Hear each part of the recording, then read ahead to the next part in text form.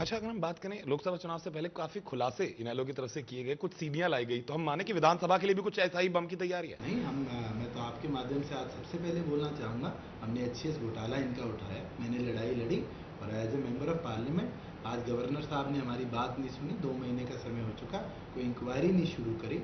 और मैं तो आज आपके माध्यम से बोलता हूँ कि फर्स्ट हम अपॉइंटमेंट लेंगे राष्ट्रपति महोदय से और चारों सांसद इंडियन नेशनल लोकदल के, 2 राज्यसभा के 2 लोकसभा के जाकर और महामहिम राष्ट्रपति महोदय को जाकर ज्ञापन देकर आएंगे और उनसे मांग करेंगे कि इस पर इंक्वायरी करी जाए कि 151 में से 86 रिश्तेदार इस सरकार ने लगाए एचसीएस के अंदर और वो उनके ऊपर कोई सुनवाई नहीं है। जो लोग रिटर्न के अंदर 419 मार्क्स लेकर आते हैं उनको 9 मार्क्स देकर फेल कर दिया जाता है और इनके रिश्तेदारों को 65 मार्क्स दिए जाते हैं 75 में से इंटरव्यू में। कहाँ न्याय है? रोजगार के जो आरोप हम पे लगाते हैं, हमने तो साफ किया है कि इनने इंटरव्यूज में धांधली करी है, पेपर्स में धांधली करी है। एचसीएस भर्ती की बात करें तो जो लॉ का एग्जाम दे रहा था उसको तो एवरेजली 115 मार्क्स मिलते हैं और जो ज्योग्राफी का देता है उसको एवरेजली 85 मार्क्स मिलते हैं। तो कहाँ बैलेंस है? आज हरियाणा प्रदेश के ऐसी हालात हो गए, एजुकेशन की बात करें तो भिवानी जिला जहाँ एजुकेशन बोर्ड है 70 स्कूल ऐसे हैं जहाँ एक बच्चा पास नहीं होता। आज इस सरकार का एजुकेशन डायरेक्टर कहता है कि हमारे पास 12 मार्क ग्रेस मार्क्स होते हैं, अगर वो 12 ना दे तो 75% से ज़्यादा बच्चे हरियाणा बोर्ड में फेल हों। कहाँ हरियाणा विकास कर रहे हैं? मुझे बताइए तो सही कि हरियाणा किस चीज़ में नंबर 1 है? आज विकास हुआ है। लेकिन कांग्रेस जिस तरह की बातें करती है तो इनेलो उन्हीं मुद्दों पर जाके उसी सच्चाई को दिखा के जनता के बीच जाना चाहती बिल्कुल है। हम जाएंगे, अब वो फैसला तो देखिए जनता करेगी कि वो किसकी बातें सुनती है, लेकिन यहां अगर हम बात करें, इनेलो की तरफ से बार बार कहा गया कि हरियाणा में ब्यूरोक्रेसी हावी है। इस पर मैं आपसे स्पष्टता चाहूंगा, किस तरह की ब्यूरोक्रेसी हावी है, किस तरह से आप कहना चाहते हैं? देखिए आज के दिन जो कंट्रोल है वो यहाँ एमएलएज का नहीं है।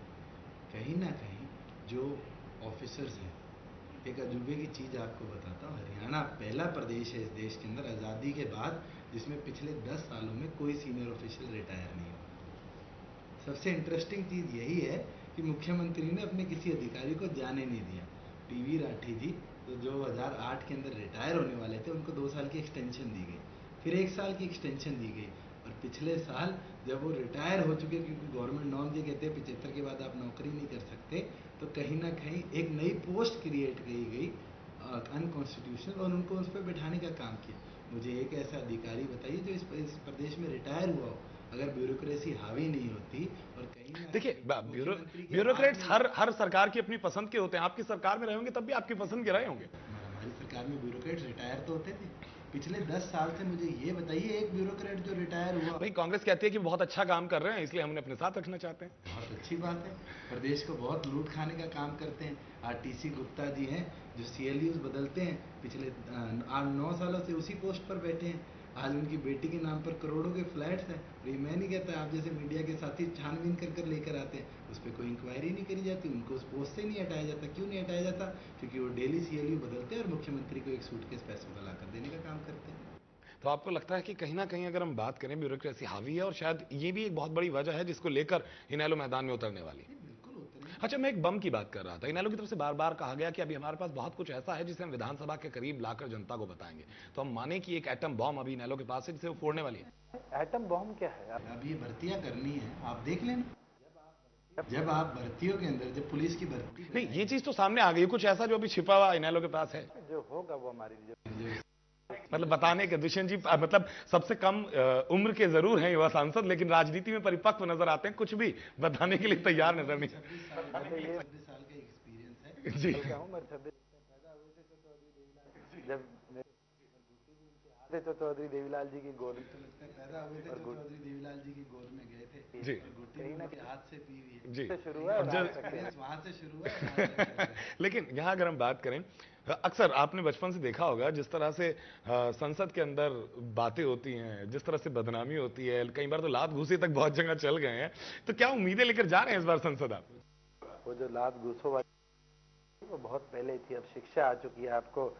आज पार्लियामेंट में बैठे बता बता रहे रहे थे थे कि लगभग 78%, 68% लोग जो इस बार इलेक्ट होकर आए हैं वो जो बैचलर्स डिग्री करे हुए। तो सौभाग्य है हमारे देश का कि इतने पढ़े लिखे लोग इस बार सांसद चुनकर आए हैं इस देश। एक आरोप यहां आपकी बातों से मुझे याद है, बार बार इनेलो पर कांग्रेस और उसके जो तमाम विपक्षी दल एक आरोप लगाते हैं कि ये बदमाशों की पार्टी है। ये बार बार कहा गया कि ये तो धमकी से, दबंगियत से काम कराते हैं, कोई इनकी नहीं मानता तो।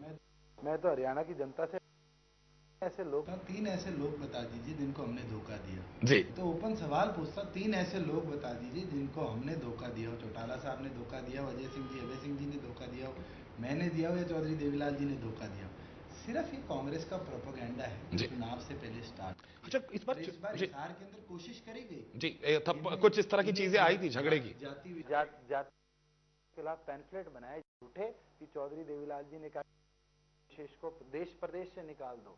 मैं आपसे पूछना चाहता हूँ, हमारी पार्टी तो उस सोच की पार्टी है, चौधरी देवीलाल जी की सोच की पार्टी है, जो लोगों में बीच में बैठकर लोगों के काम करती है।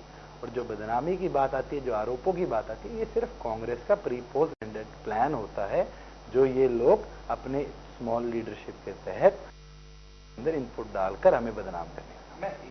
मैं यहाँ दुष्यंत जी ये भी जानना चाहूंगा, इस बार आपका मुकाबला सीधे कांग्रेस से नहीं है, साथ साथ बीजेपी भी मैदान में है। मैं एक सवाल जी, बता दूं, बीजेपी आप नहीं केवल बीजेपी नहीं, गोपाल कांडा भी अभी अलग होकर एक नई पार्टी बना रहे हैं, विनोद शर्मा भी आ रहे हैं। आप तो अरविंद केजरीवाल जी, मैं आपकी भी बात करूंगा। हरियाणा के अंदर अरविंद केजरीवाल जी की पार्टी जब 10 लोकसभा पर चुनाव लड़ी जी। तो लोगों ने कहा अरविंद केजरीवाल जी चुनाव जीतेंगे, 1 सीट जीत कर जाएंगे। मैंने उस समय प्रेस में बोला था कि 10 की 10 सीटों पर उनकी जमानत जब्त होगी, और आज वो रिकॉर्डिंग उठाकर देख लीजिए और आप रिजल्ट देख लीजिए। जहाँ बात आती है लड़ाई की, हम विधानसभा चुनाव की बात करें। मैं अधिकतर जितने नेताओं के साथ बात करता हूं, मैं उनसे एक सवाल जरूर पूछता हूं, आप युवा हैं, आपसे कुछ खास चाहूंगा कि अब आखिरी सवाल है मेरा कि युवा होने के नाते, एक सांसद होने के नाते, एक प्रदेश की राजनीति में आप एक अहम योगदान निभाने जा रहे हैं, उसके नाते राजनीति को आप क्या देखते हैं, क्या सोचते हैं राजनीति के बारे में, और आगे क्या करना चाहते हैं राजनीति में? देखिए, राजनीति एक रिस्पॉन्सिबिलिटी है। जब आपके पास एक ओहदा आ जाता है, आज एक मेंबर ऑफ पार्लियामेंट में बना हूँ, मेरे ऊपर बहुत रिस्पॉन्सिबिलिटी डली है, और कहीं ना कहीं मेरे को एक डायरेक्शन में लेकर जा रही है जहां मेरे को I have to serve the people. Chaudhary Devi Lal ji ने एक चीज कही थी कि आई हैव सर्व्ड मिशन, और वो हर कुछ और नहीं था, वो इंडिया था जब वो डिप्टी प्राइम मिनिस्टर बने थे। तो मैं हिसार की जनता की सेवा करना मेरा मकसद है, और चाहे मुझे पार्लियामेंट में लड़ाई लड़नी पड़े, चाहे मुझे प्रधानमंत्री महोदय के पास जाकर अपनी बात मनवानी पड़े, हिसार की जनता के लिए मैं कुछ भी करके। और हरियाणा के लिए कुछ खास बिल्कुल, मैं सबसे कुछ कहना चाहेंगे हरियाणा की जनता के लिए? हरियाणा की जनता को एक चीज कहना चाहूंगा कि जो कार्य चौधरी देवीलाल जी ने पंजाब से लड़कर, देश से लड़कर हरियाणा को बनाने का काम किया था, हरियाणा को एक खुशहाल प्रदेश देखने का काम किया था, हरियाणा को एक खुशहाल आपको प्रदेश विश्वास दिलाता हूँ कि जल्द प्रदेश की इंडियन नेशनल लोकदल की सरकार आएगी, और उसी सपने के खुशहाल हरियाणा को बनाने का हम कार्य करेंगे। बहरहाल कहीं ना कहीं दुष्यंत जी सोच क्लियर है, और कहें कि आप अपना मकसद सामने लेकर चल रहे हैं। फैसला जनता करेगी किसको कितना साथ देती है, किसके कितने साथ नजर आती है। पर बहुत बहुत शुक्रिया, आप हमारे इस खास शो में रहे, थैंक यू सो मच। हम उम्मीद करते हैं आगे भी इसी तरह की मुलाकातें होती रहेंगी, और जनता के सवाल हम आपसे लगातार पूछते रहेंगे अगर आप कहीं भी कमजोर पड़े तो। और बहरहाल हम कहें, हमने बीच में भी कहा था युवा यानी वायु, वायु यानी वेग, और वेग इस बार निकल पड़ा है। अब देखना होगा कि वो कितने पहाड़ों से रास्ता निकाल पाता है, कैसे बड़े बड़े बवंडरों का रुख मोड़ पाता है। उम्मीद की जा रही है कि राजनीति में बदलाव है, नई सोच और नई राजनीति के साथ क्या कुछ देश में बदलने वाला, इसका इंतजार जनता के साथ साथ मीडिया को भी है, क्योंकि मीडिया भी लगातार सवाल उठाते रहेगी। कहीं भी कोई कमजोर हुआ तो उसे जगाने का काम हम लगातार करते रहेंगे। और फिलहाल एक छोटा सा ब्रेक लेते हैं, ब्रेक के बाद भी हम न्यूज पर खबरों का सफर बदस्तूर जारी रहेगा।